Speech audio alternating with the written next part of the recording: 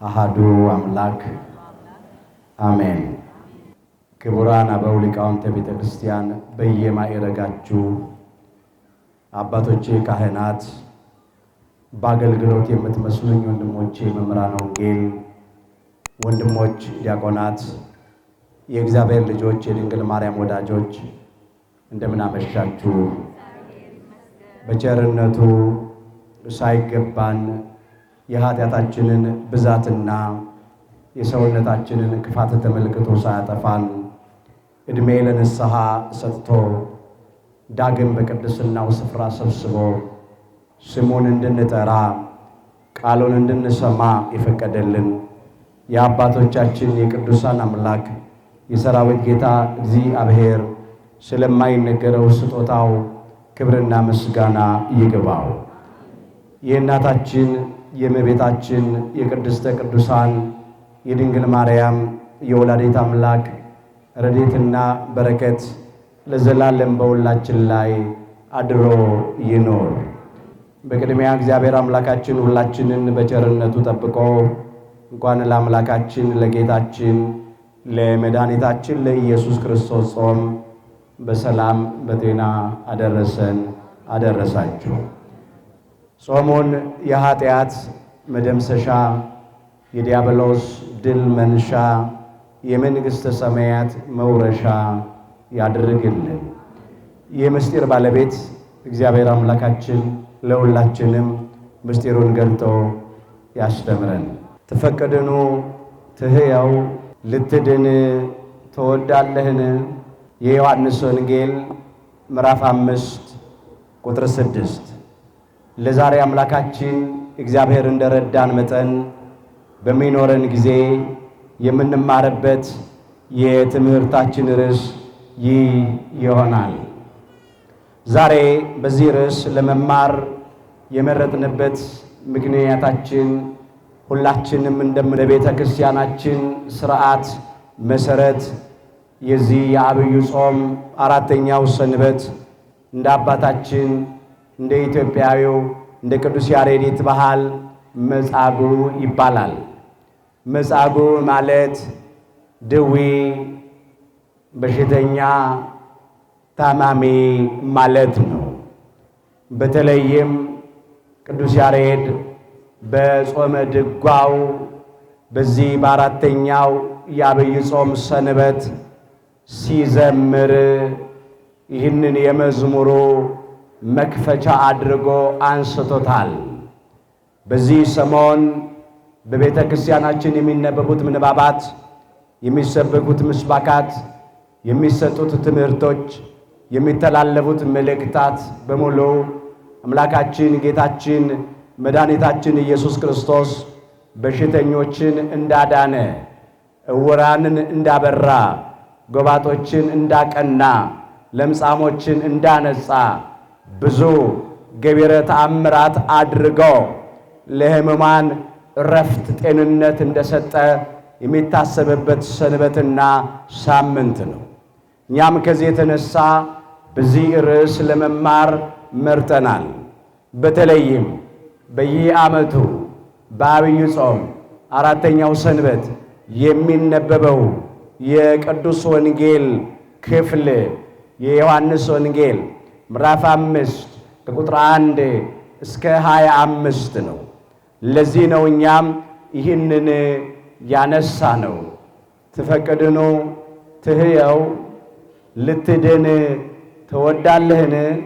የዮሐንስ ወንጌል ምዕራፍ 5 ቁጥር 6 ላይ ኃይለ ቃሉ ተመዝግቦ እናገኘዋለን። ርዕሳችን ነው። በዚህ ርዕስ ውስጥ በመጀመሪያ ይህ ታሪክ በቆሞ ምን እንደሚመስል እንመለከታለን። ሁለተኛ የታሪኩን ምስጢራዊ ትርጉም እንመለከትና ዛሬ በፍጻሜው እኛ ከዚህ ታሪክ ልንማር የሚገባው ምን እንደሆነ ተመልክተን እንጠቀልለዋለን። አምላካችን እግዚአብሔር በነገር ሁሉ ማስተዋልን ይስጠን። አበው ነገር ከስሩ ውሃ ከጥሩ ይላሉና ለትምህርታችን የሆነን ዘንድ ጥቂት ነገር ከታሪኩ ክፍል አንስተን እንመለከታለን። የዮሐንስ ወንጌል ምዕራፍ 5 ቁጥር 2 ጀምሮ በኢየሩሳሌምም በበጎች በር አጠገብ በዕብራይስጥ ቤተስዳ የምትባል አንዲት መጠመቂያ ነበረች ነው የሚለው። ኢየሩሳሌም በአጥር የተቀጠረች ናት። 8 በሮች አሏት። ከ8ቱ በሮች አንዱ በር የበጎች በር ይባላል። በመጽሐፈ ነህምያ ምዕራፍ 3 ቁጥር 1 ጀምሮ ይህ የበጎች በር ተብሎ የሚጠራው በር በብሉይ ኪዳኑ ለኃጢአት ስርየት መስዋዕት ሆኖ ይቀርቡ ዘንድ በጎች የሚገቡበት በር ነበረ። ስለዚህ ነው የበጎች በር የተባለው። በዚያ በበጎች በር አጠገብ በዕብራይስጥ ቤተስዳ የምትባል አንዲት መጠመቂያ ነበረች ነው የሚለው። አማርኛው መጽሐፍ ቅዱስን ስናየው ቤተሳይዳ ይላል። ቤተሳይዳ የቃሉ ትርጉም የአሳ አጥማጆች ቤት ማለት ነው። ጥንት ቃሉ ግን ቤተስዳ ነው። በግዕዙ ቤተሳሂል ይለዋል። የምህረት ቤት፣ የፈውስ ቤት፣ የስርየት ቤት፣ የድህነት ቤት ማለት ነው። በዚህም ይላል 5 እርከኖች ወይም መመላለሻዎች ነበሩባት ይላል። በልዩ ልዩ አይነት ደዌያት የተያዙ ድውያን በዚያ ጤና ሽተው ፈውስ ፈልገው ይተኙ ነበረ ይላል።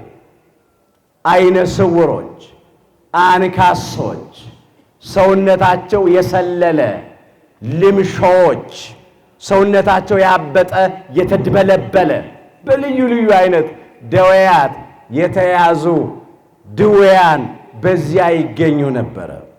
የእግዚአብሔር መልአክ አንዳንድ ጊዜ ከሰማይ የወርድና መጠመቂያይቱን ያናውጥ ነበረ ይላል።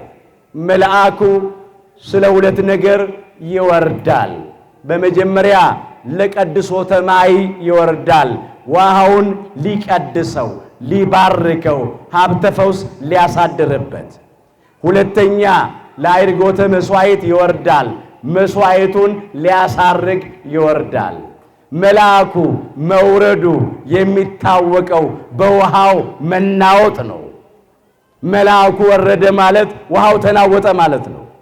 ያን ጊዜ ተሽቀዳድሞ ከውሃው መናወጥ በኋላ በመጀመሪያ የገባ ማንኛውም ድዊ ከማንኛውም አይነት ደዌ ጤና ይሆን ነበረ ይላል።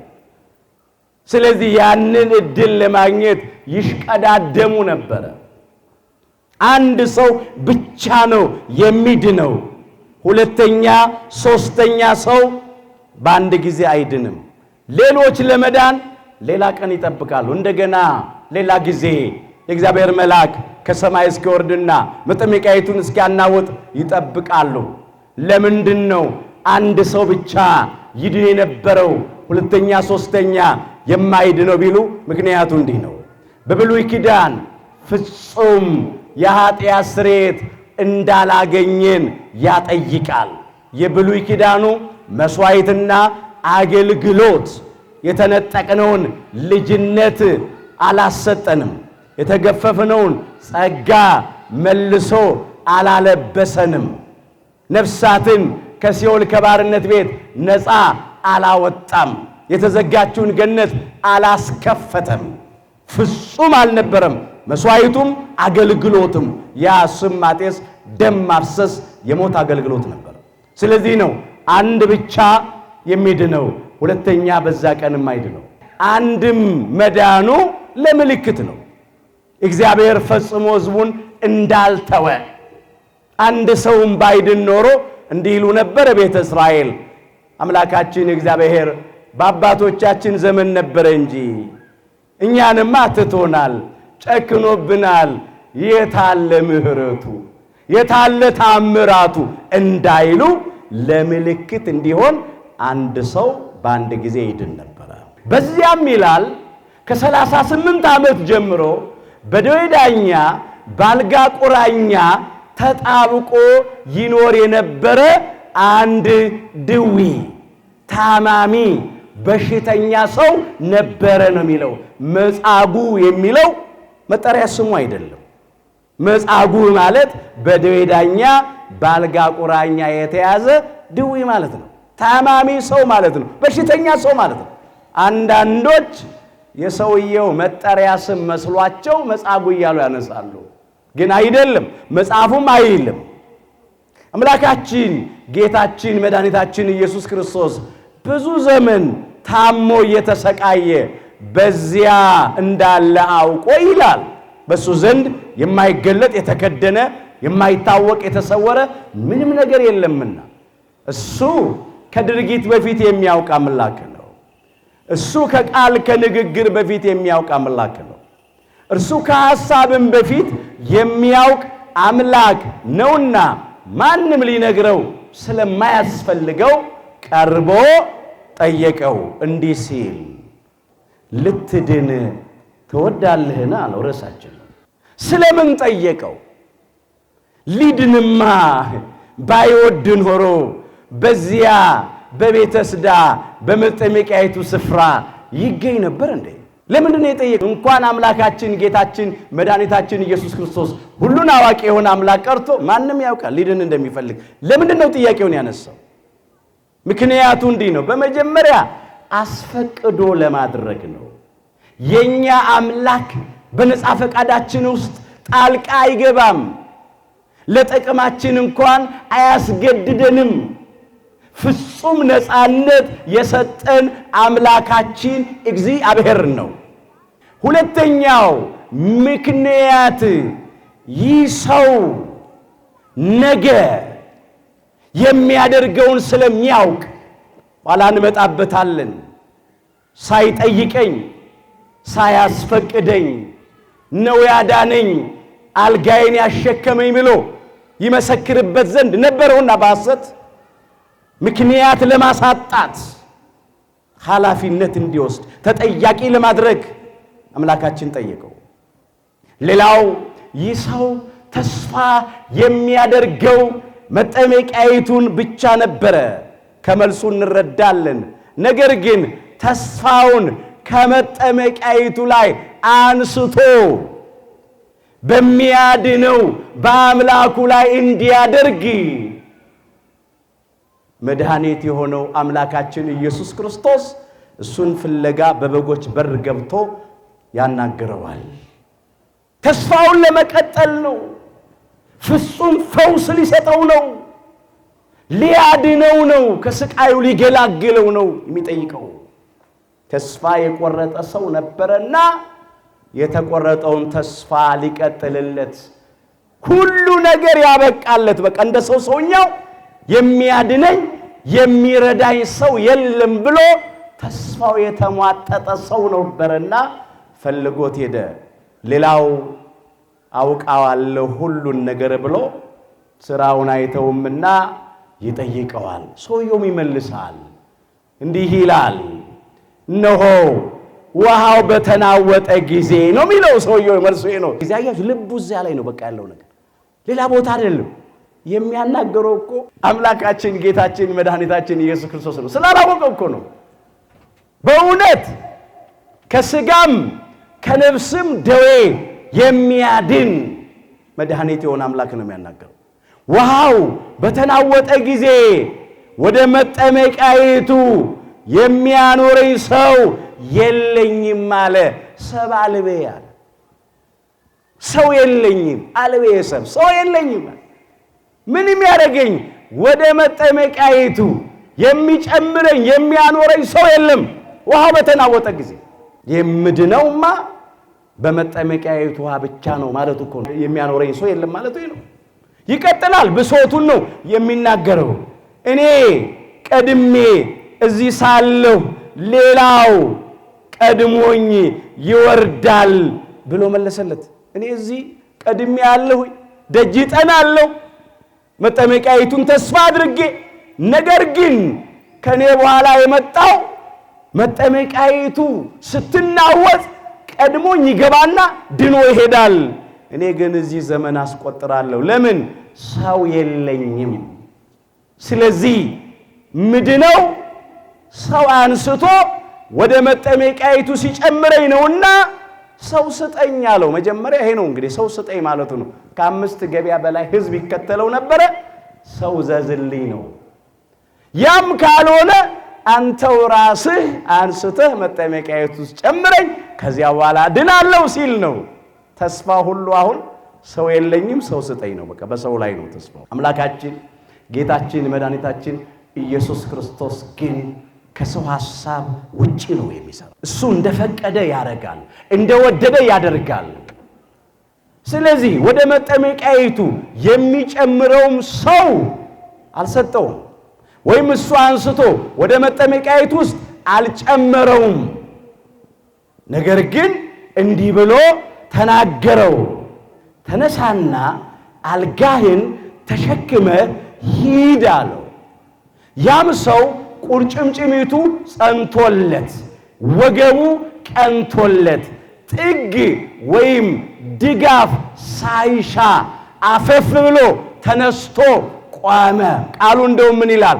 ሰውየውም ወዲያው ዳነ ነው የሚለው። ተረፈ ደዌም የለም። ከዚያ በኋላ አልጋውንም የሚያሸክመው ረዳት ሳያስፈልገው አልጋውን ብድግ አድርጎ አንስቶ ተሸክሞ ወደ ቤቱ መሄድ ጀመረ። ታሪክ ተለወጠ፣ ነገር ተገለበጠ። 38 ዓመት ሙሉ የተሸከመውን አልጋውን የተኛበትን አልጋውን እሱ ደግሞ በተራው ተሸክሞት ወደ ቤቱ መሄድ ጀመረ። ሰው ሲጨርስ እግዚአብሔር መስራት ይጀምራል። እሱ ሲነሳ የዘገየ ቢመስልም ሲደርስ የሚቀድመው የለም። የኛ አምላክ የሚረዳንና የሚረዳን ነው። ይሄን ሰው የሚረዳው ሰው አልነበረም። ሰው የለኝም ነው ያለው። የሚረዳውም ሰው አልነበረም። ሁለቱንም ያጣ ነው። ሰው የለኝም ምን የሚለኝ ሰው፣ የሚረዳኝ ሰው የለኝም። የሚረዳኝ ሰው የለም። ሰው ሁሉ ቤተዘመዶቹ ሁሉ ሰልችተዋል፣ ታክተዋል፣ በቃ ትተውታል። በደዌ ዳኛ በአልጋ ቆራኛ ተይዞ የሚማቅቅ የሚሰቃይን ሰው ማን ይፈልገዋል? የሚረዳኝ ሰው የለም። የሚረዳኝ ብቻ አይደል፣ የሚረዳኝም ሰው የለኝም። ሰው ስጠኝ ነው ያለው። ወገኖች አንዳንድ ጊዜ ሰዎች ላይረዱን ይችሉ ይሆናል። ሰዎች ላይረዱንም ይችሉ ይሆናል። ግን አይዟችሁ የሚረዳንና የሚረዳን አምላክ አለን። እስካለንበት ድረስ ይመጣል። ሰዎች ጥለውናል፣ ትተውናል፣ ረስተውናል፣ አልፈውን ሄዱ ይሆናል። የኛ አምላክ ግን ወዳለንበት ቦታ ይመጣና ታሪካችን ይለውጣል፣ ነገራችን ይገለብጣል። የሚገርም ነው። ከአይምሮ በላይ ነው። ከመቅጽበት ድኖ ወደ ቤቱ መሄድ ጀመረ። ያ ቀን ሰንበት ነበረ ይላል ታሪኩ። የብሉይ ኪዳን ሰንበት፣ የአይሁድ ሰንበት ዕለተ ቅዳሜ ነበር። አይሁድ እንዲህ ያሉት አልጋህን ልትሸከም አልተፈቀደልህምና አስቀምጣሉት። በጣም ያሳዝናል። የሱ መዳን እኮ ምንም አልደነቃቸውም፣ አልገረማቸውም። እነሱ ወግ አጥባቂዎች ስለሆኑ፣ ግብዞች ስለሆኑ እንዴት በዕለተ ሰንበት አልጋህን ተሸክመት ትሄዳለህ? አልተፈቀደልም። ሕግ ያውቃሉ፣ ሕግ ይጠነቅቃሉ፣ ሥርዓት ይጠነቅቃሉ። ትንቢተ ኤርምያስ ምዕራፍ 17 ቁጥር 21 ጀምሮ እግዚአብሔር እንዲህ ይላል ነው የሚለው፣ ለራሳችሁ ተጠንቀቁ፣ በሰንበትም ቀን ሸክም አትሸከሙ፣ በኢየሩሳሌምም በሮች አታግቡ፣ ከቤቶቻችሁም አታውጡ። እነሆ በሰንበትም ቀን ሥራን ሁሉ አትስሩበት ይላል። ይህንን ያውቃል። ስለዚህ ከዚህ አንስተው ነው በሰንበት ቀን አልጋህን እንድትሸከም አልተፈቀደልም አስቀምጠሉት። ሊደንቃቸው የሚገባ ነገር ግን ነበረ። አንተ በደዌ ዳኛ በአልጋ ቁራኛ ተጣብቀ የምትኖር ድውይ ነበርክ። ማን ነው ያዳነህ? ከመዳንም በላይ ደግሞ አልጋህን ተሸክመ እንድትሄድ ለዚህ ክብር ያበቃ ማን ነው ብለው ሊጠይቁት ይገባ ነበር። እነሱ ግን ጉዳያቸው ከተሸከመው አልጋ ጋር ነው እንጂ ለሱ ከተደረገለት ምሕረት ቸርነት ጋር አይደለም። የእግዚአብሔርን ማዳን አይደለም የሚያስቡት። አልጋህን ማን እንድትሸከም ፈቀደለ? አውርድ ነው ያሉት። ምን አለ ያ ሰው? ያዳነኝ ያ ሰው አልጋህን ተሸከምና ሂድ አለኝ አለ። አልጋዬን ያሸከመኝ አልጋህን ተሸከም ያለኝ ያዳነኝ ያ ሰው ነው አለ። አስተውሉ። እሱም ኃላፊነት ላለመውሰድ ተጠያቂ ላለመሆን ተጠያቂነቱን ኃላፊነቱን በአምላካችን ላይ ያደረገ።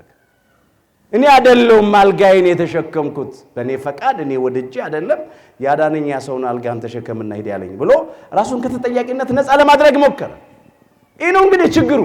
እሱም እኮ መልስ ነበረው፣ በደንብ አድርጎ መመለስ ይችል ነበር። ይልቅስ በእኔ መዳን ልትደነቁና ልትገረሙ ከዚያም ልትደሰቱ ይገባችሁ ነበረ። እንኳን እግዚአብሔር ለዚህ ክብር አበቃ፣ እንኳን እግዚአብሔር አዳነህ። ግን ማን ነው ያዳነህ? እንዴት ነው ያዳነህ ብላችሁ ልትጠይቁኝ ሲገባችሁ እንዴት ስለተሸከምኩት አልጋ ትጠይቁኛላችሁ ብሎ በደንብ አስረግጦ መመለስ ይችል ነበር። ሙሉ ሰው ነው። ግን እሱ የአልጋው መሸከም ጉዳይ ጥያቄ ስላስነሳ እኔ አይደለሁም ያዳነኝ ሰው ነው አልጋዬን ያሸከመኝ ብሎ ተጠያቂነት ወደሱ አደረገ። ያ ሰው ማን ነው አሉት ይላል። እነሆ በጣም ብዙ ሰው ስለነበረ ይላል። ኢየሱስ ክርስቶስም ፈቀቅ ብሎ ስለነበረ ማን እንዳዳነው አላወቀም ይላል። ደግሞ ይሄ ሌላ የሚያሳዝን ነገር ነው። በዚህ ሰው ሕይወት ውስጥ እንኳን ከ38 ዓመት ስቃይ ህመም በኋላ ያዳነውን አምላኩን ቀርቶ እንደው ጥቂት ውለታ የዋለ ሰው እንኳን ውለታው ይረሳል እንዴ? መንገድ ጠፍቶብን እንኳን መንገድ ያሳየ ሰው እኮ ውለታው አይጠፋበትም። በዳነ ጊዜ አንተ ማን ነህ? ስም ማን ይባላል? የት ነው የምትኖረው? እንደው ከዚህ በኋላ እንኳን ብፈልግህ የት አገኛለሁ? መኖሪያ የት ነው ብሎ ሊጠይቀው ይገባ ነበር። ምንም አልጠየቅም። ጭራሽ ዝም ብሎ ነው ሄደው። አሁን ደግሞ አላወቀውም፣ ማንነቱን አላወቀም። አላውቅም አለ ይላል። ከዚህ በኋላ አምላካችን ጌታችን መድኃኒታችን ኢየሱስ ክርስቶስ አገኘውና በመቅደስ አገኘውና እንዲህ ብሎ ተናገረው። እነሆ አሁን ድነሃል አለው። ከዚህ የባሰ እንዳይደርስብህ ወደፊት ኃጢአት አትስራ አለው ነው የሚለው። ከዚህ የባሰ ምን አለ? እሱ 38 ዓመት ሙሉ ተሰቃይቷል፣ ታሟል። ከአልጋ ጋር ተጣብቆን የኖረው ሲጨነቅ የሰው ዕድሜው 70 ዓመት ነው ይላል መጽሐፍ። ቢበረታ 80 ነው ይላል። ቢበዛ ደግሞ መከራና ድካም ነው ይላል። ዓይን ይፈዛል፣ ሰውነት ይደነዝዛል፣ ጉልበት ይደክማል፣ አቅም ይጠፋል። እንግዲህ ሰው 75 እንኳ ዓመት ይኖራል ቢባል እኮ ከ75ቱ ዓመት 38ቱን ዓመት ታሟል። ከዕድሜው ግማሹ በላይ ተሰቃይቷል። ከዚህ በኋላ በስጋ ቢታመምም ምንም እንደ ቀድሞ አይደለም ህመሙ የሚሆነው። የበለጠውን ከዕድሜው የበለጠውን ስለታመመ ማለት ነው። መዝሙር 89 ቁጥር 10 ላይ የተመዘገበ ይለቃል። ግን ከዚህ ባሰ እንዳይደርስብህ ወደፊት ኃጢአት አትስራ ማለቱ እንዲህ ነው። የመጀመሪያው ደዌ የስጋ ነበረ። የስጋ ደዌ ስጋን ለሞት ነው የሚዳርገው። የነፍስ ደዌ ግን ኃጢአት ነው። ኃጢአትም ለዘላለም ሞት ነው የሚዳርገው ሲለው ነው። ለምን መጽሐፍ እንደዚህ ይላል? ኃጢአትን የምትሰራ ነፍስ እርሷ ትሞታለች ይላል ትንቢተ ሕዝቅኤል ምዕራፍ 18 ቁጥር 21 ላይ አምላካችን እግዚአብሔር ሁላችንንም ከዘላለም ሞት ያድነን። የነፍስ ከስጋ መለየትማ ለማንም አይቀርም። አማኒም ካዲም፣ ቅዱስም ርኩስም፣ ጻድቅም አጥም፣ ቡሩክም እርጉምም ሁሉም ሰው ይሞተዋል እሱን ጊዜውን ጠብቆ። ምን ይላል መጽሐፍ? የኃጢአት ደሞዙ ሞት ነው ይላል ደግሞ ቅዱስ ጳውሎስ በሮሜ መልእክቱ ምዕራፍ 6 ቁጥር 23 ላይ ከዚህ ባሰ እንዳይደርስብህ ወደፊት ኃጢአት አትስራ ሲለው ለዘላለም እንዳትሞት ወደፊት አትበድል ኃጢአት አትስራለው። ያ ሰው ግን ወዲያው ነው ጊዜም አልፈጀበት ሄዶ አልጋውን ያሸከመው ኢየሱስ ክርስቶስ እንደሆነ ለአይሁድ ተናገረ። እንዲህ አላቸው፣ ያ አልጋህን ያሸከመ ማን ነው ብላችሁ ጠይቃችሁ ነበረ። ያ ሰው እኮ ስሙ ኢየሱስ ይባላል አላቸው። ወዲያው ነው የጀመረው። በቃ አይሁድ ሰንበትን ስለሻረ ነው የሚለው ቃሉ በእነሱ አስተሳሰብና አነጋገር ማለት ነው። ሰንበትን ስለሻረ ሊገድሉት ይፈልጉት ነበር፣ ያሳድዱትም ነበረ። አንድ ምክንያት ያዙ። አሁን ለምን በሰንበት በሽተኛ ዳን አይደለም ያሉት፣ በሰንበት አልጋ አሸከመ። ምክንያት ነው የሚፈልጉት፣ ሰበብ ነው የሚፈልጉት። እሱን ሰንበት የሚሽር ሰንበት የሻረ አሉት።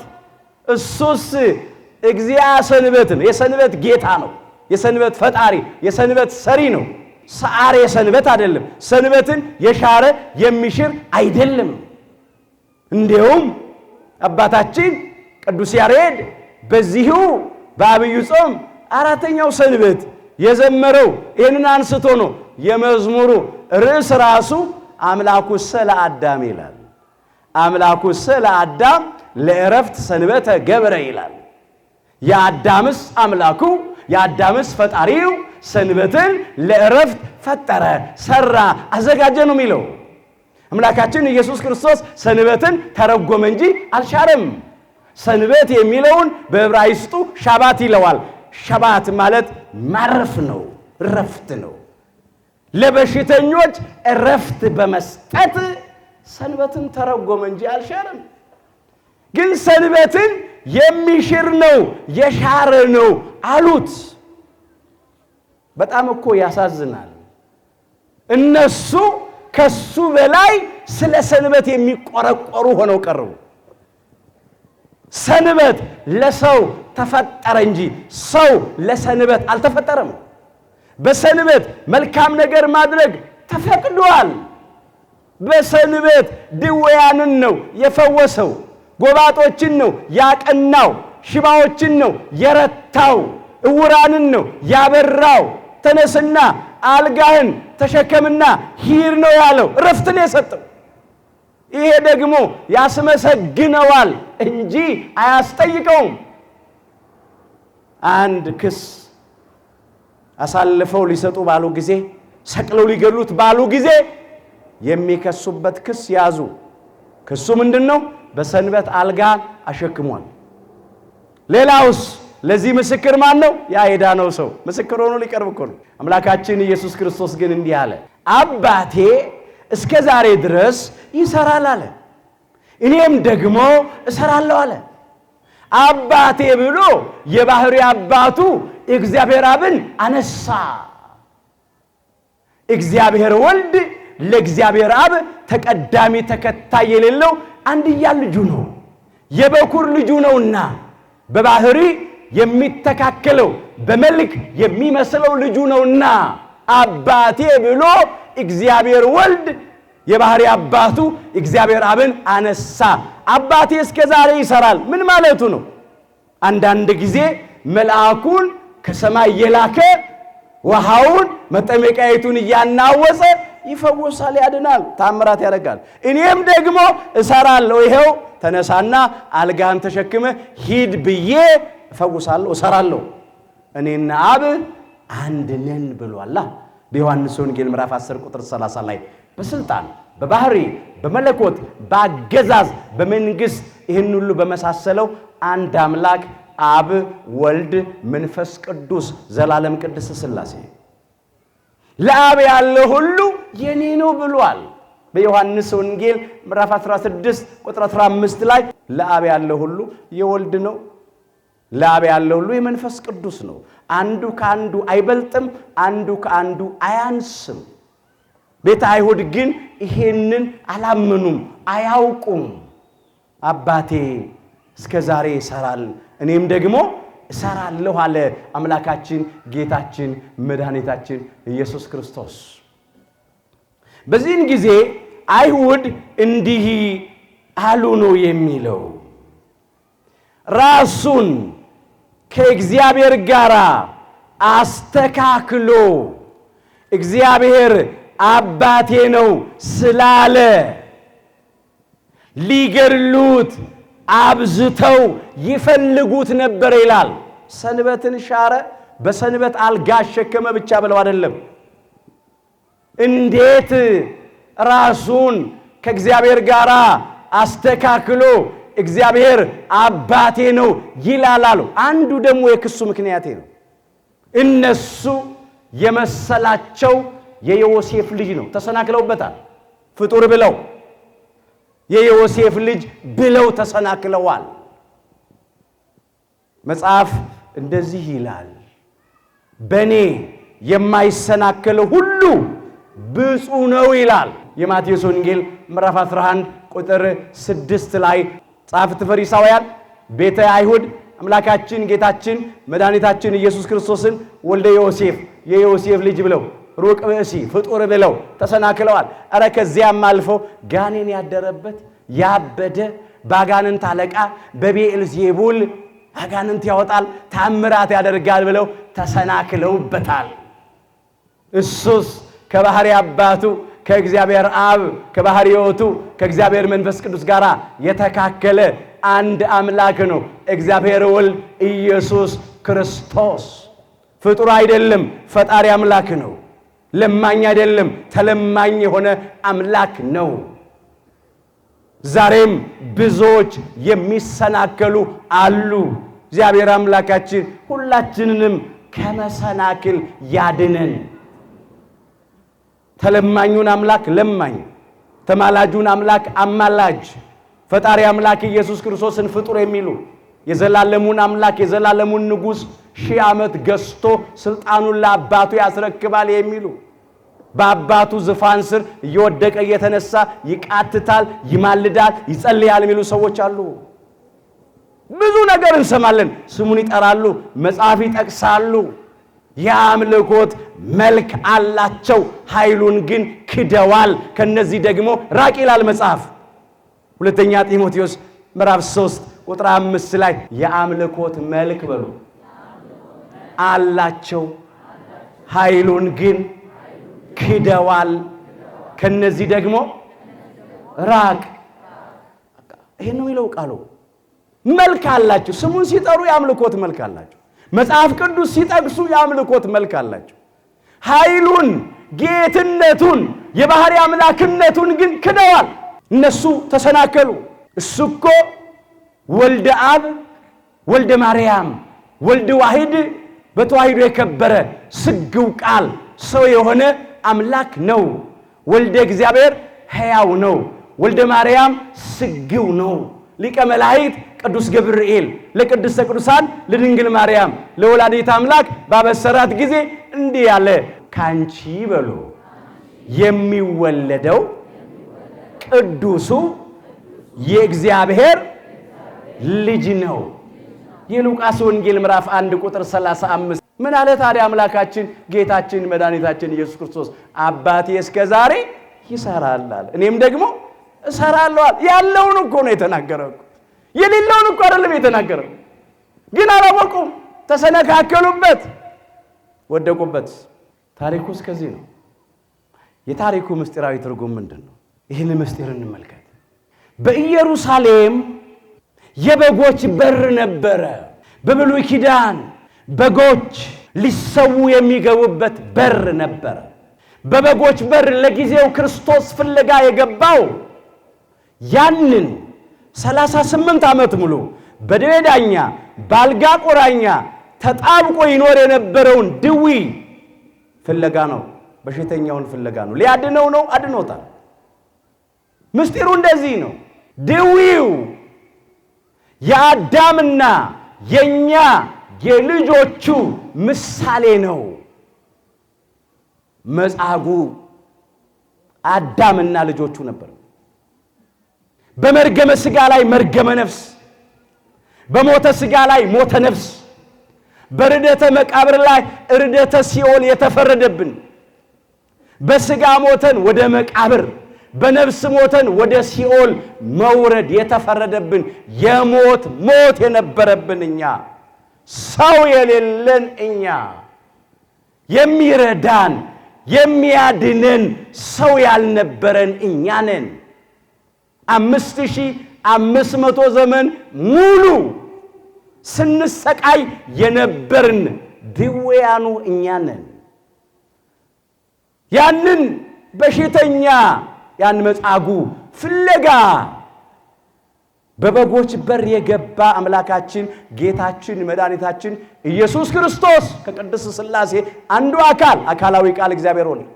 ከሰማየ ሰማያት ወረደ። ከቅድስተ ቅዱሳን ከድንግል ማርያም ከሥጋዋ ሥጋ ከነፍሷ ነፍስ ነስቶ በተዋሂዶ ከብሮ በቤተልሔም ዋሻ ተወለደ። እኛን ፍለጋ ነው። በበጎች በር ገባ። ራሱ በጉ ሊሰዋ በበጎች በር ገባ። የሐዲስ ኪዳን መስዋዕት እኔ ነኝ ሲል በብሉይ ኪዳን ብዙ የበግ ጠቦቶች ተሰውተዋል። አሁን በሐዲስ ኪዳን መስዋዕቱ እኔ ነኝ ሲል በበጎች በር ሊሰዋ ወደ ኢየሩሳሌም ወደ ቀራንዮ ገባ። እንዲህ ብሎ መጥምቀ መለኮት ቅዱስ ዮሐንስ እንደመሰከረለት ነዋ በጉ ለእግዚአብሔር ዘያትት ወያሴስል ኃጢአት ዓለም ነው ያለው። የዓለምን ኃጢአት የሚያስወግድና የሚያስተሰሪ የእግዚአብሔር በግ እነሆ አለ። የዮሐንስ ወንጌል ምዕራፍ 1 ቁጥር 29 ላይ አምላካችን ጌታችን መድኃኒታችን ኢየሱስ ክርስቶስ ወደ እሱ ሲመጣ አይቶ እሱን እያመለከተ ነው የተናገረለት። በበግ መሰለው። ትሕትናውን ሲያይ በግ አለው። በግ ትሑት ነው። አንገቱን ደፍቶ መሬት እያየ ነው ሄደው። አምላካችን ኢየሱስ ክርስቶስ መምህረ ትሕትና ነው። ከሰማየ ሰማያት መውረዱ ትሕትና ነው። ከቅድስተ ቅዱሳን ከድንግል ማርያም መጸነሱ ትሕትና ነው። በቤተልሔም ዋሻ በከብቶች በረት መወለዱ፣ በግርግም ላይ መተኛቱ፣ በቅጠልና በጨርቅ መጠቅለሉ ትሕትና ነው። ለእናቱ ለቅድስተ ቅዱሳን ለድንግል ማርያም እየታዘዘ ማደጉ ትሕትና ነው። ፈጣሪ ሳለ በፍጡር እጅ፣ የጌቶች ጌታ ሳለ በባሪያው እጅ፣ ሰማያዊ ሳለ በምድራዊ እጅ መጠመቁ ትሕትና ነው። በተናቁት በአህያይቱና በውርንጫይቱ ላይ መቀመጡ ትሕትና ነው። በኪሩቤል ላይ የሚቀመጥ በነፋስ ክንፍ የሚበር ማንም ሊቀርብ በማይችል ብርሃን የሚኖር እሳተ መለኮት እኮ ነው። በጸሎተ ሐሙስ ምሽት ተንበርክኮ አደግድጎ ማበሻ ጨርቅ ይዞ የደቀ መዛሙርቱን እግር ማጠቡ ትሕትና ነው። ለመስቀል ሞት የታዘዘ መሆኑ ትሕትና ነው። በሥጋ ሞቶ ወደ መቃብር መውረዱ ትሕትና ነው። ከጽንሰት አንስቶ እስከ ስቅለት ድረስ የተጓዘው ጉዞ የትሕትና ጉዞ ነው። ትሕትናውን ሲያይ በግ አለው። ሌላው የዋህነቱን ሲያይ በግ አለው። በግ የዋህ ነው። በሸላቾቹ ፊት ምንም ሳይናገር ይቆማል። ቀንድ ያለው መዋጋት ሲችል የቀራንዮ በግ የእግዚአብሔር በግ የዋሁ በግ አምላካችን ኢየሱስ ክርስቶስ እንደ በግ ጠቦት ሊሸለት በሸላቾቹ ፊት ምንም ሳይናገር ቆመ። መሸለት ማለት እኮ እንደዚህ ነው። ልብሱን ገፈፉና ተከፋፈሉ። ቀሚሱን አወለቁና ዕጣ ተጣጣሉ። አንድ ወጥ ስለነበረች ቀሚሱ እርቃኑን አዋሉት። በግ እየተሸለተ እሱ እየበረደው የሸለቱት ብርድ ልብስ እየሰሩ ሱፍ እየሰሩ እየለበሱ ይሞቃቸዋል። የኛ አምላካችን ጌታችን መድኃኒታችን ኢየሱስ ክርስቶስ ስለኛ ሲል እርቃኑን ዋለ። በየዋህነት እኮ ነው። አስተውሉ ወገኖቼ። ቀንድ የተባለ ስልጣን ያለው የባህሪ አምላክ ነው። ከመቅጽበት ሊያጠፋቸው ይቻለው ነበረ፣ ግን ዝም አለ። ትንቢተ ኢሳይያስ ምዕራፍ 53 ቁጥር 7 ላይ ተጨነቀ፣ ተሰቃየም፣ አፉንም አልከፈተም። ለመታረድ እንደሚነዳ ጠቦት በሸላቾቹም ፊት ዝም እንደሚል በግ እንዲሁ አፉን አልከፈተም ይላል። የዋህነቱን ሲያይ ነው በግ ያለው። በግ አራጆቹን ተከትሎ ይሄዳል። የእኛም አምላክ ኢየሱስ ክርስቶስ ሰቅለው ይገድሉት ዘንድ የነበራቸውን ተከትሎ ሄደ፣ መስቀል ተሸክሞ። ታላቁ የቤተ ክርስቲያን ሊቅ ቅዱስ ዮሐንስ አፈወርቅ እንዲህ ብሎ እንደተናገረ በቅዳሴው በቁጣ ጎተቱት፣ በፍቅር ተከተላቸው አለ። ሊሞትልን ሊሞትላቸው እንደ በግ በየዋህነት ተከትሎ ሄደ። የዋህነት እኮ ማለት እያወቁ እንዳላወቁ መሆን እኮ ነው። ለመከራ አሳልፈው እንደሚሰጡት ያውቃል። ሰቅለው እንደሚገድሉት ያውቃል። እያወቀ ግን እንዳላዋቂ ሆኖ ዝም አለ። ሲሰድቡትም መልሶ አልተሳደበም። የሚገርም ዝምታ ነው። የዋህነቱን ሲያይ በግ አለው። ሌላው በብሉይ ኪዳን ለኃጢአት ስርየት መስዋዕት ሆነው ይቀርቡ ከነበሩት እንስሳት መካከል አንዱ የበግ ጠቦት ስለሆነ አሁን የአዲስ ኪዳኑ መስዋዕት እኔ ነኝ ሲል በግ አለው። እንደዚህ ተብሎ ተጽፏል። ዕብራውያን ምዕራፍ 13 ቁጥር 12 ላይ ኢየሱስ ደግሞ ይላል በገዛ ደሙ ሕዝቡን እንዲቀድስ ከበር ውጪ መከራን ተቀበለ ይላል። ከበር ውጪ በቀራንዮ ኮረብታ ላይ በዕፀ መስቀል ላይ ተሰቅሎ በሥጋ ሞተ። በገዛ ደሙ ፈሳሽነት ሕዝቡን ሁሉ እንዲቀድስ ማለት ነው። በየዋህነት በትሕትና በመስቀል ላይ መስዋዕት ሆኖ ቀረበ በእውነት። ስለዚህ ነው እነሆ የዓለምን ኃጢአት የሚያስወግድና የሚያስተሰርይ የእግዚአብሔር በግ ብሎ የመሰከረለት።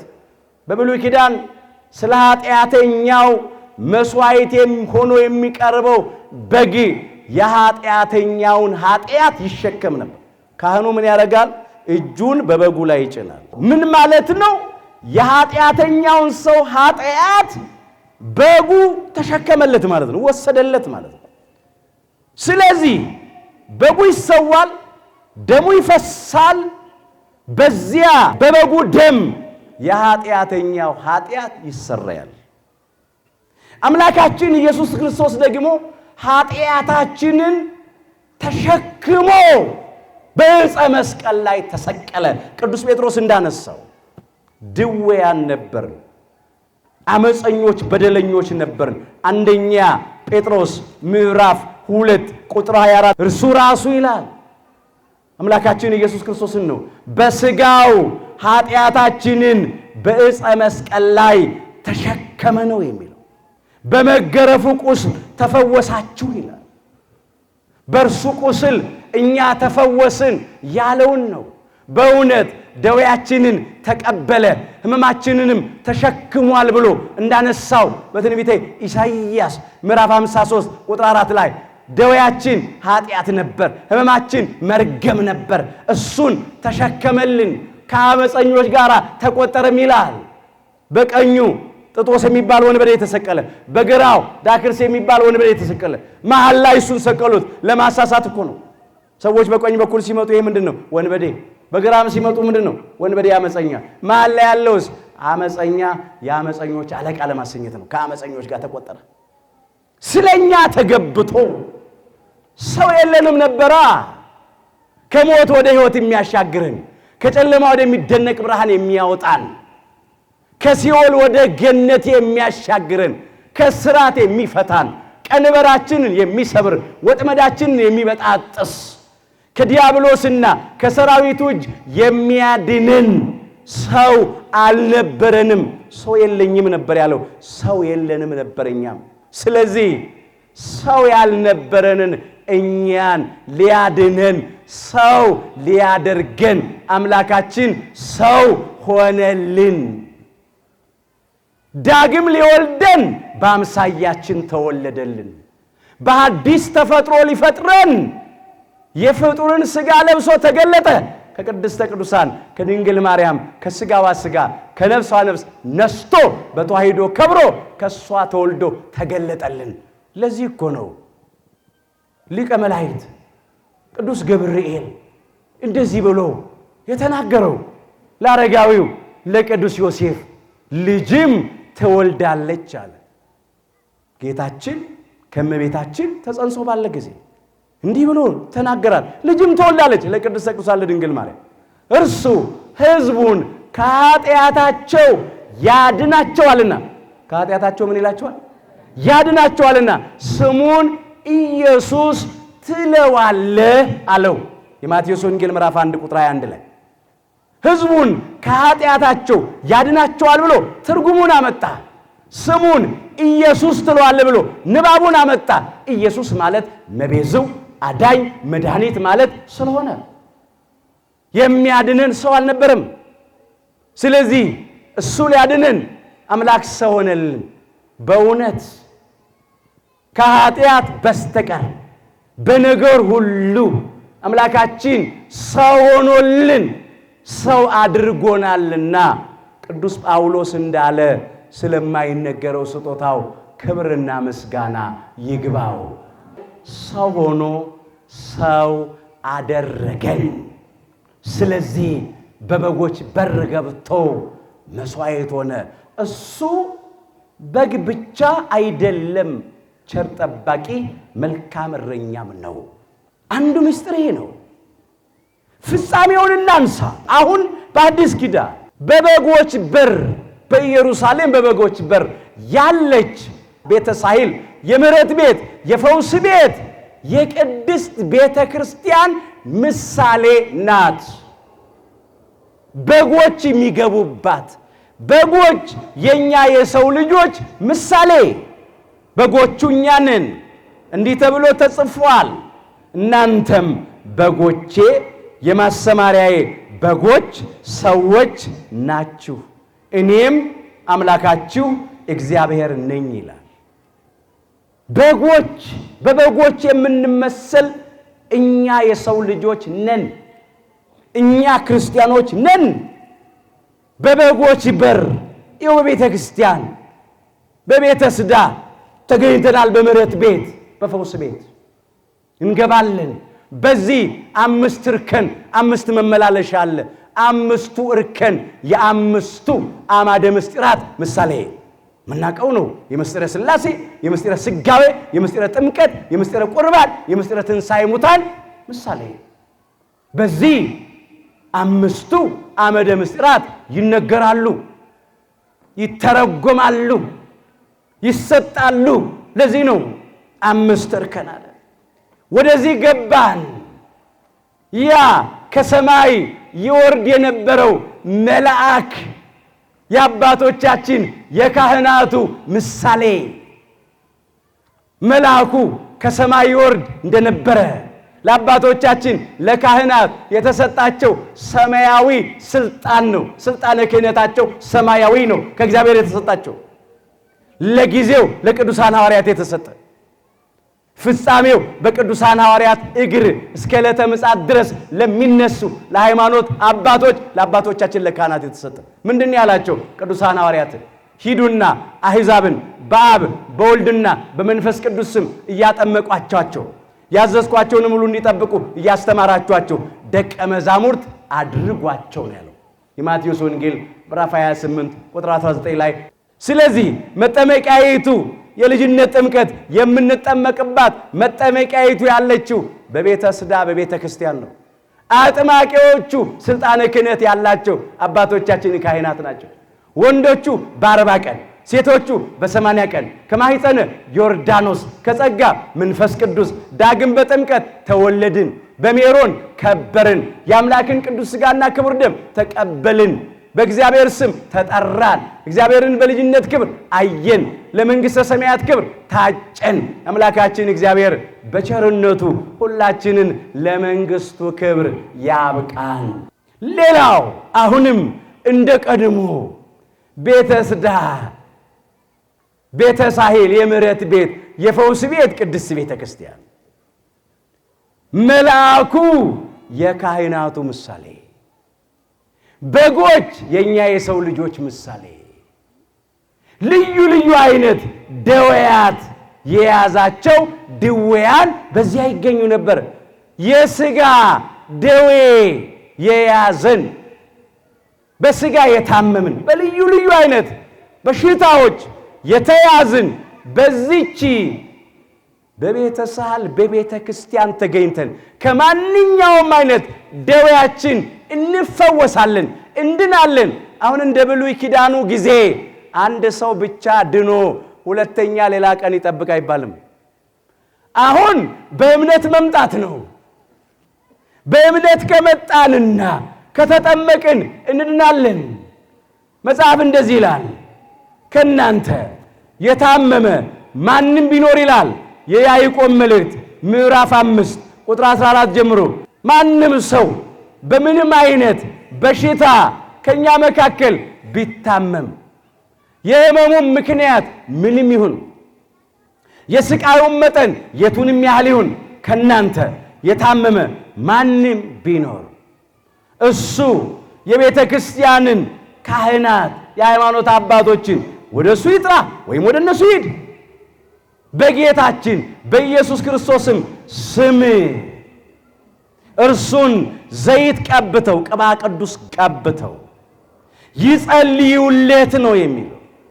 የእምነትም ጸሎት ድውዩን ያድነዋል፣ ጌታም ያስነሳዋል።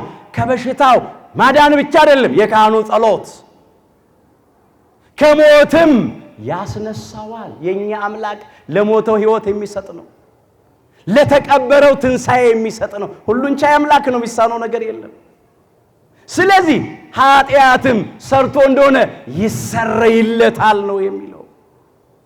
በቤተ ክርስቲያናችን ከሰባቱ ምስጢራተ ቤተ ክርስቲያን አንዱ ምስጢር ምስጢረ ቀንዲል ይባላል።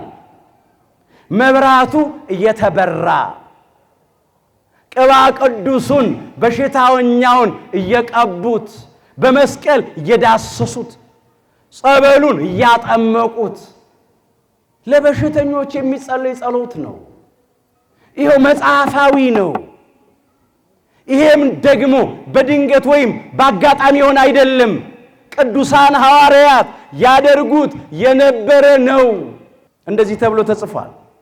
ብዙ አጋንንትን አወጡ ይላል ደቀ መዛሙርቱ።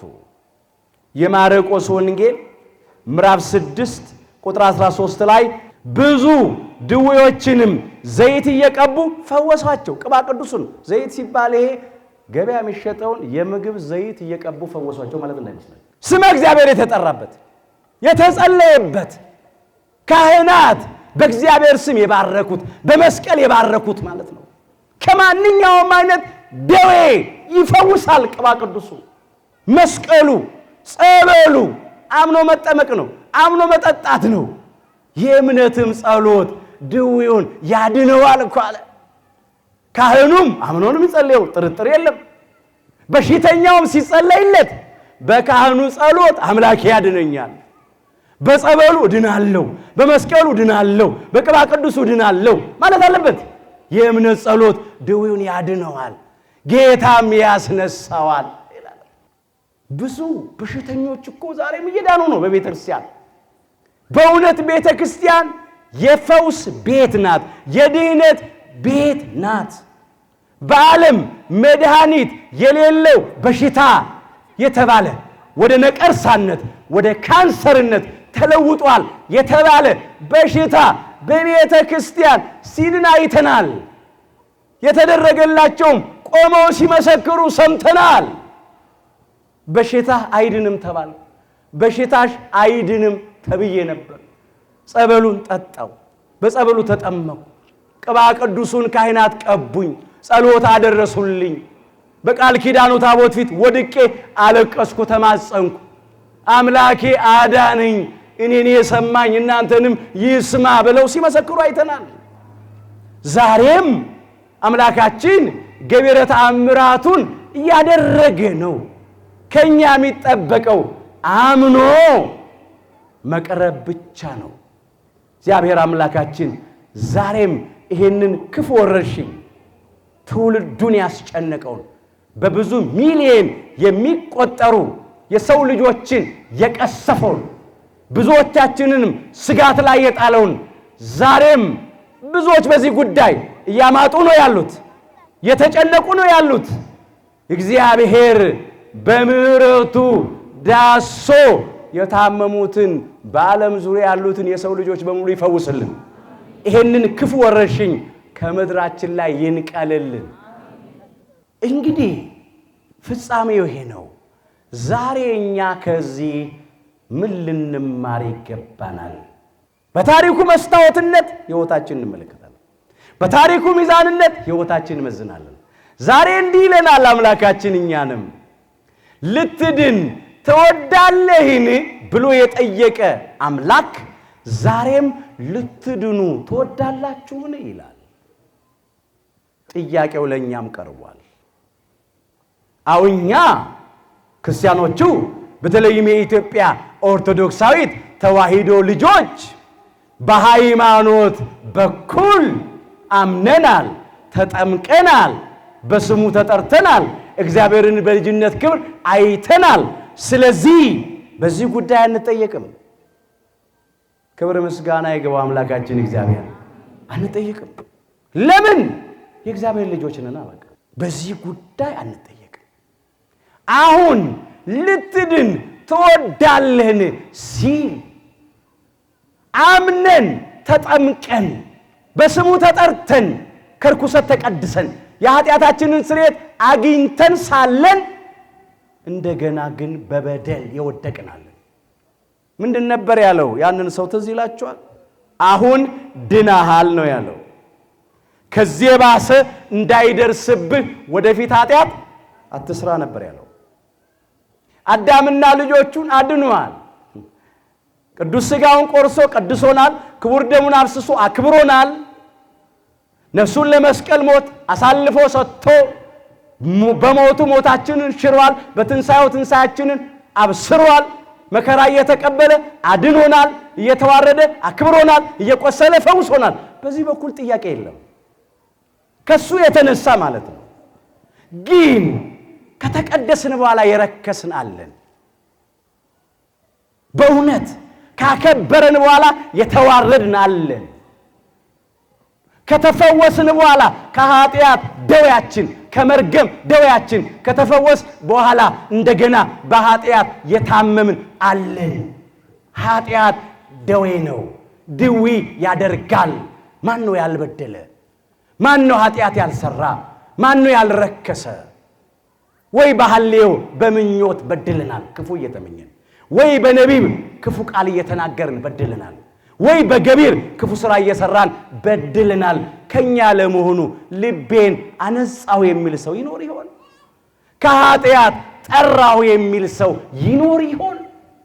ሶሎሞን እንዲህ ነው ያለው ምሳሌ 20 ቁጥር 9 ላይ ልቤን አነጻው ከኃጢአትስ ጠራው የሚል ማን ነው አለ። የኃጢአቱ አይነት ይለያያል፣ የበደሉም መጠን ይለያያል። በአንድ ወይም በሌላ መንገድ ግን በኃጢአት ታመናል። በአምልኮ ጣዖት የታመምናለን፣ በዝሙት የታመምናለን። መቅደስ አካላችንን በዝሙት ያረከስን፣ ከዚህም ከዚያም እየደረስን እንደ ውሻ እየተልከሰከስን በሴሰኝነት እየተመላለስን የረከስን የታመምን ሰዎች አለን። ጽንስ በማስወረድ ነፍስ በመግደል የታመምን ሰዎች አለን። በጎጠኝነት በመለያየት በመበላላት የገዛ ወገንን በመጥላት የታመምን አለን። ፍርድ በማጓደል ድሃ በመበደል ጉቦ በመቀበል ሰነድ በመሰረዝ በመደለዝ በሚዛን በማጨበርበር የታመምን አለን። ጠጥቶ በመስከር ዳንኪራ በመርገጥ በመጨፈር በመደነስ በሲጋራ በጫት በአሽሽ ሱስ የታመምን አለን። በትዕቢት በሐሜት በተንኮል በሽንገላ በሐሰት በሰይጣናዊ ቅናት የታመምን ሰዎች አለን። ድውያን ነን። አሁን ከቅዱስ ዳዊት ጋር እንዲህ እንበላዋ አምላካችንን አቤቱ ማረን እንበለው። አንተን በድለናልና ነፍሳችንን ፈውሳት እንበለው። መዝሙር 40 ቁጥር 4 ላይ ተመዝግቧል። የኛ ሕይወትስ ምን ይመስላል? ስንት ዓመት ሆነን በኃጢአት ታመን በኃጢአትና በበደል አልጋ ላይ ተጣብቀን ስንኖር ስንት ዘመን አስቆጠረን? መጠየቅ ነው፣ ራስን መመርመር ነው። ልትድኑ ትወዳላችሁ ይለናል። አስገድዶ አያድነንም፣ አስገድዶ አያጸድቀንም፣ ግን አስፈቅዶ ያድነናል። ብትወዱኝስ ትእዛዜን ጠብቁ እያለ ያድነናል። ከወደድን ትእዛዙን ጠብቅ።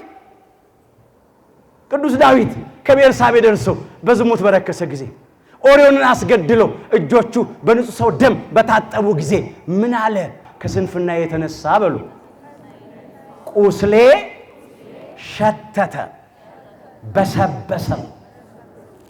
በመንፈሳዊ አፍንጫ ሲሸተት በዚያ ጊዜ በኃጢአት በወደቀ በበደል በረከሰ ጊዜ የቅዱስ ዳዊት ሕይወት ዝሙት ይሸት ነበር፣ ደም ይሸት ነበር። የኛስ ሕይወት ምን ይሸት ይሆን? ያንዳንዶቻችን ሕይወት ጣዖት ይሸታል፣ ዝሙት ይሸታል፣ ጉቦ፣ ስካር፣ ዳንኪራ፣ ሱስ ይሸታል፣ ቅናት፣ ተንኮል ይሸታል። አሁን ከዚህ ውስጥ መውጣት አለብን። ቂም የሚሸት ሕይወት ያለን ሰዎች አለን። ከቅዱስ ዳዊት ጋር እንዲህ እንበለዋ። መዝሙር 37 ቁጥር 5 ጀምሮ ነው። ከስንፍና የተነሳ ቁስሌ ሸተተ በሰበሰም፣ እጅግ ጎሰቆልኩ ተዋረድኩም አለ። በቃ ተዋርደናል እኛ። እባካችሁ ድዊነንና ማረን እንበለው። ታውከናል፣ ታመናል፣ የተጨነቅን ነው። የሚረዳን የሚያድነን የኃጢአታችንን ስርየት የሚሰጠን የሚቀድሰን አምላካችን እግዚአብሔር ነው። አሁን የሱ ጥያቄ ለምን ወደቃችሁ አይደለም፣ ለምን አትነሱም ነው። ለምን ረከሳችሁ አይደለም፣ ለምን አትቀደሱም ነው። ለምን በደላችሁ አይደለም፣ ለምን አትመለሱም ነው። ሐኪም ቤቷ ቅድስት ቤተ ክርስቲያን ናት።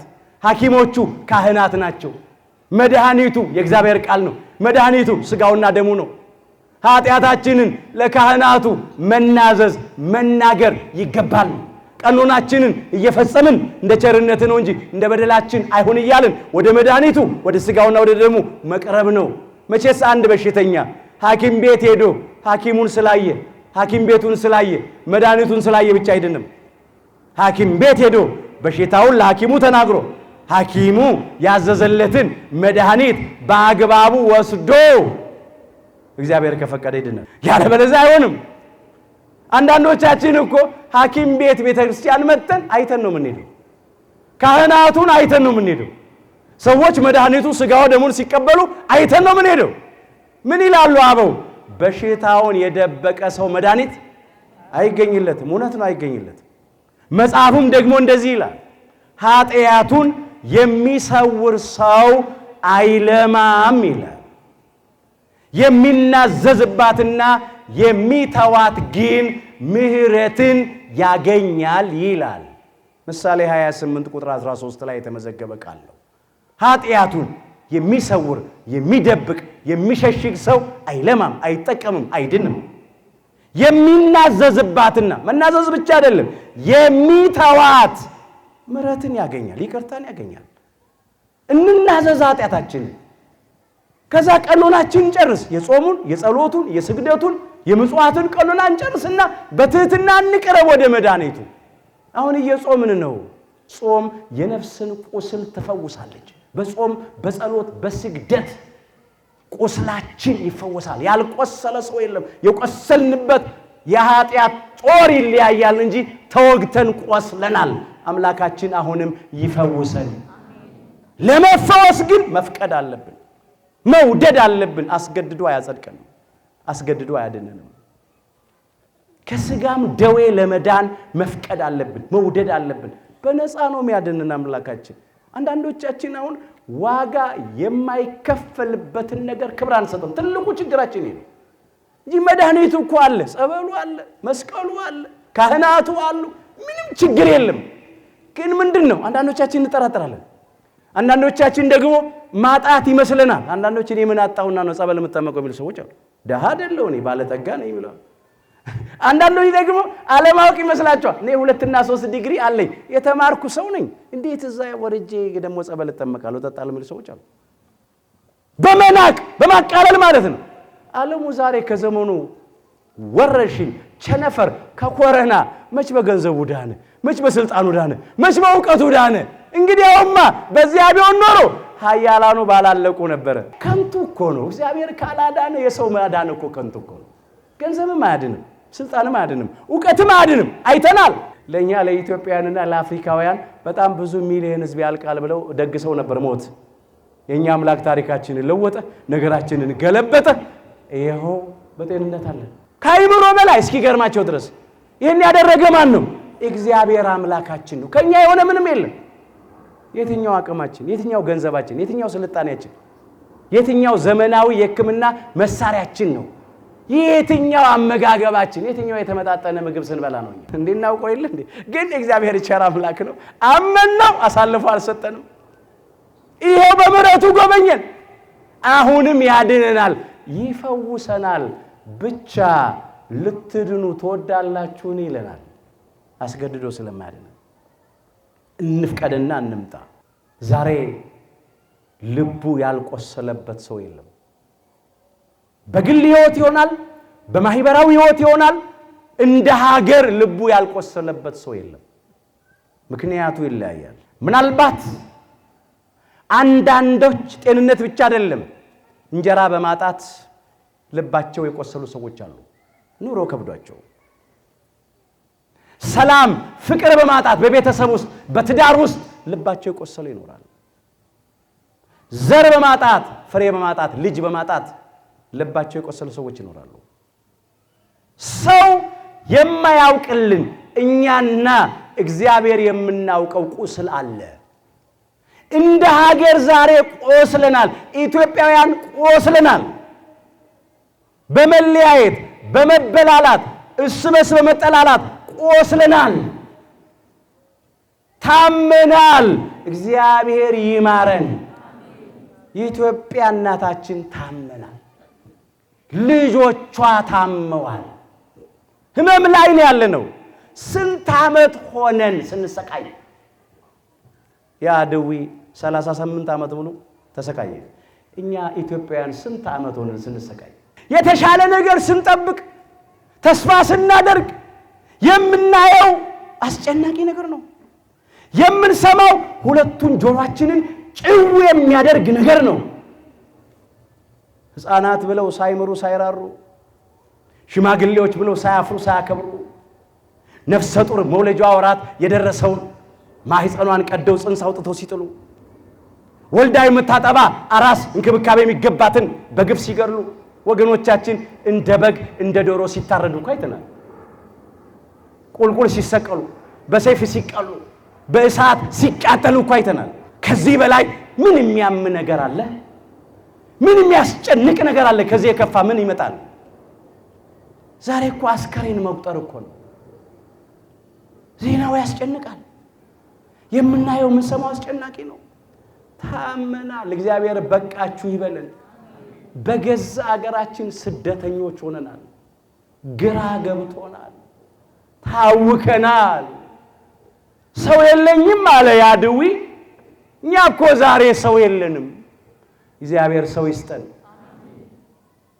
እግዚአብሔርን የሚፈሩ ሰዎች፣ ሰውን የሚያፍሩ ሰዎች፣ ለሕዝባቸው የሚራሩ ሰዎች እግዚአብሔር ይስጠን።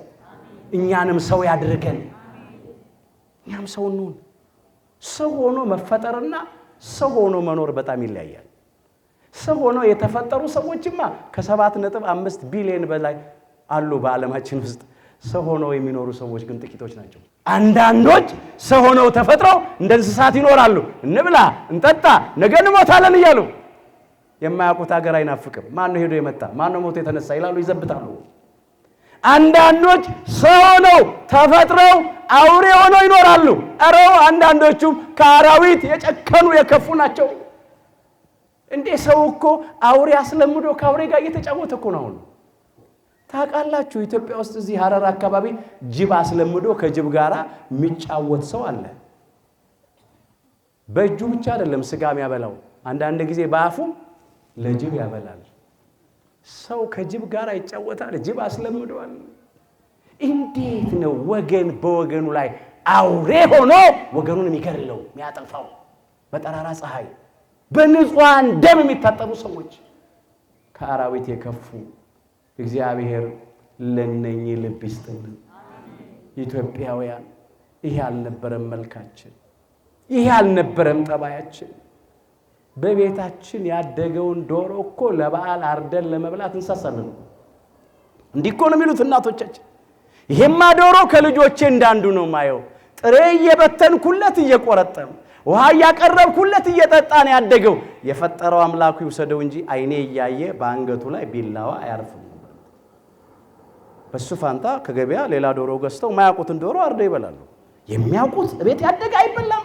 ለዶሮ የሚራሩ አባቶች እናቶች ያሉን ኢትዮጵያውያን ዛሬ ለወገናችን መራራት አቃተን። የኛ ወገኖች እኮ ናቸው እንግፍ የሚፈጽሙት፣ ከሌላ የመጡ እኮ አይደሉም፣ ኢትዮጵያውያን ናቸው እኮ። ያጥንቶቻችን ፍላጮች የስጋዎቻችን ቁራጮች እኮ ናቸው የሚያደርጉት ከክፉ ተምረው። እግዚአብሔር አሁንም ልብ ይስጣቸው፣ ለኛም እግዚአብሔር ፈውሱን ያድለን። መጽሐፍ እንደዚህ ይላል፣ እኔ ፈዋሽህ እግዚአብሔር ነኝ ይላል። ፈዋሻችን ማን ነው? እግዚአብሔር ነው። ኦሪት ዘጸአት ምዕራፍ 15 ቁጥር 26 ላይ ከስጋ ደዌም ከነፍስ ደዌም የሚፈውሰን የሚያድነን እውነተኛው መድኃኒታችን አምላካችን እግዚአብሔር ነውና አሁንም ከስጋ ደዌያችንም ከነፍስ ደዌያችንም ሁላችንን ይፈውሰን። ልባቸው የቆሰሉትን በሉ ይፈውሳል፣ ህመማቸውንም ይጠግናል። መዝሙር 146 ቁጥር 4 ላይ የተመዘገበ ይለቃል ነው። አሁን ልቡ ያልቆሰለ ሰው ይኖር ይሆን? ጤነኛ አይምሮ ኖሮት ልቡ ያልቆሰለ ያልታመመ የማይጨነቅ ሰው ይኖር ይሆን? ሲመሽ እኮ እንዴት አድርጎ ይነጋል ነው። ሲነጋ እኮ እንዴት አድርጎ ይመሻል ነው። መቼስ የመከራ ቀን ቶሎ አይመሽም፣ የመከራም ሌሊት ቶሎ አይነጋም። እየተጨነቅን ነው ያለነው። ፍጹም መረጋጋቱ፣ ፍጹም መጽናናቱ፣ ፍጹም ሰላሙን፣ ፍጹም እረፍቱንና ደስታውን እግዚአብሔር ለሁላችንም ይስጠን። እባካችሁ የዲያብሎስና የሰራዊቱ ባሮች አንሁን። ምንድን ነበረ ያንን ሰው ያለው? አሁን ድነሃል፣ ከዚህ የባሰ እንዳይደርስብህ ወደፊት ኃጢአት አትስራ። ዛሬም አምላካችን እንዲህ ይለናል በቅዱስ ጳውሎስ በኩል በነጻነት ልንኖር ክርስቶስ ነጻነት አወጣን። እንግዲህ ጸንታችሁ ቆሙ፣ እንደገናም በባርነት ቀንበር አትያዙ ይላል ገላትያ ምዕራፍ 5 ቁጥር 1 ላይ። በነጻነት ልንኖር ክርስቶስ ነጻነት አውጥቶናል። ውድ ዋጋ ከፍሎ፣ የመጨረሻ ዋጋ፣ መተኪያና መለኪያ የሌለው ዋጋ ከፍሎ ነጻ አውጥቶናል። በነጻነት ልንኖር ክርስቶስ ነጻነት አውጥቶናል። እንግዲህ ጸንተን እንቁ፣ ሃይማኖታችንን እናጽና፣ ምግባራችንን እናቅና፣ እንደገናም በባርነት ቀንበር አንያዝ። የጣዖት የዝሙት የማንኛውም ኃጢአትና በደል ባሪያ ከመሆን እግዚአብሔር ያድነን። የመለያየት የመበላላት ባሮች ከመሆን ያድነን። ይሄ ለኛ ያለውን ያጠፋል፣ እኛንም ያጠፋናል። ከዚህ የምናተርፈው ምንም ነገር የለም። እግዚአብሔር የታመምነውን የምንጨነቀውን ሁሉ በቸርነቱ ዳሶ ይፈውሰን። ልትድን ትወዳለህን? የዮሐንስ ወንጌል ምዕራፍ 5 ቁጥር 6 የሁላችንን መጨረሻችንን አምላካችን እግዚአብሔር በቸርነቱ ያሳምርልን።